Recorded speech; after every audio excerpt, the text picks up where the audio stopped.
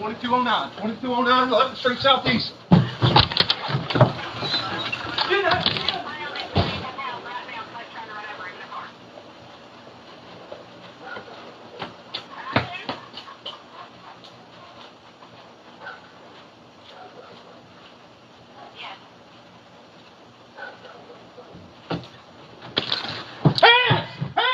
Hands on the ground! On the ground right now! On the ground!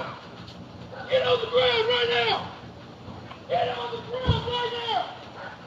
Hands! Show me your hands! I will pop you right where you at!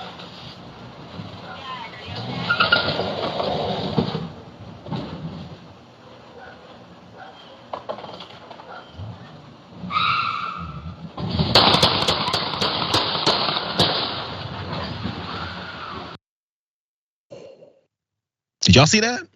Oh so apparently that guy who's stumbling right there running into his house is an off-duty police officer. This is down in Decatur, Alabama. And there's a man in that Jeep who apparently his plan for the day was to run someone over, because that's exactly what he tried to do multiple times. Let's go to some details, because this officer was identified in a court filing as Jack Brown. That is RoboCop there. The video is from his home's doorbell camera. Police say that the incident began with Brown, the officer, noticing a man approaching his vehicle at his home. I'm not gonna say where he is, but you guys see it there. The man was later identified as 54-year-old Gregory Martin Hill.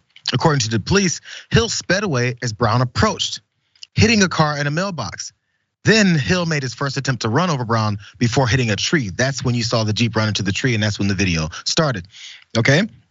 Yeah. Brown, again, was struck by the vehicle and pushed across his yard. Of course, you guys saw that as well. And the warrant for Hill's arrest says he then backed up over Brown's legs.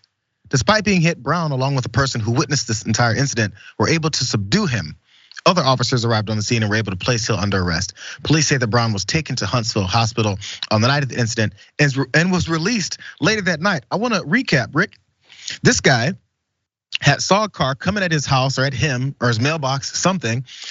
He was looking to drop a sack of poop on the front and light it on fire. I don't know what the plan was, but he said, "Stop it."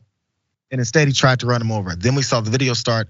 There's attempts to shoot, get on the ground. I was like, this guy's dead. He's gonna shoot him 7 times. He did not fire shots until the Jeep was coming right back at his face, which then again, I don't know how both of these guys have not been badly injured or have died from this entire altercation, because his legs are run over, but my man came back out of the hospital like, what's for dinner tonight? Crazy.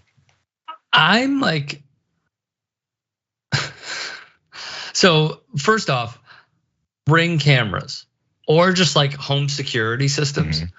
How many of these incidents, not necessarily of a guy like speeding away and running over a cop in a Jeep, but like how many of these incidents have we now found and gone viral because these cameras are so important. They're so incredibly important to catch criminals criminaling.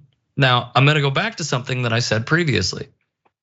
How many opportunities and chances did this officer get to neutralize this guy who tried to run him over with his car? He practically did. I mean, how many feet did he go flying there? Towards the grill of, I think it was a Jeep Wrangler. Yeah. I have to lean on this once more. Like, we have seen the quick trigger of police officers depending on who they are trying to neutralize. How long was that video? Like a minute? Minute 20? How long was he outside? And he had, I've heard Trump say, well, shoot him in the knees, shoot him in the foot.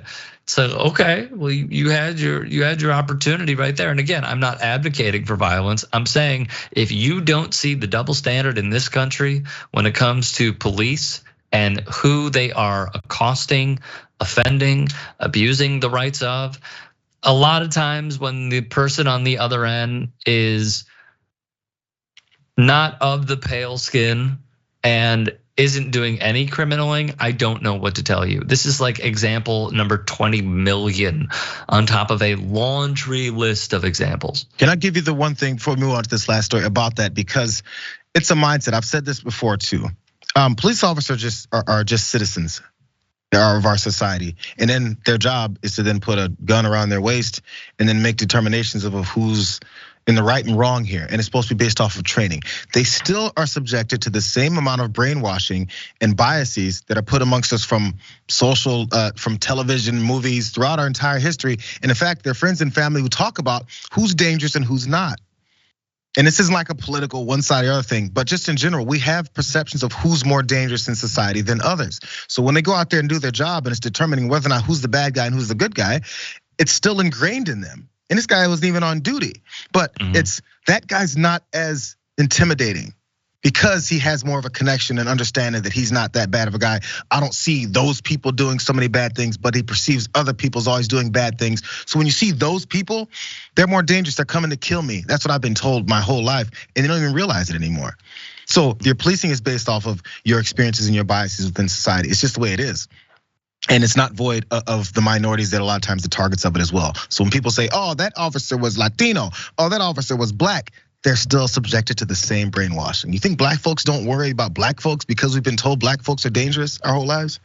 Okay, Chris Rock said it much more eloquently and funny in a stand-up special a long time ago. Let's wrap up really fast. Chris Rock is funnier than you, that is true. 100%.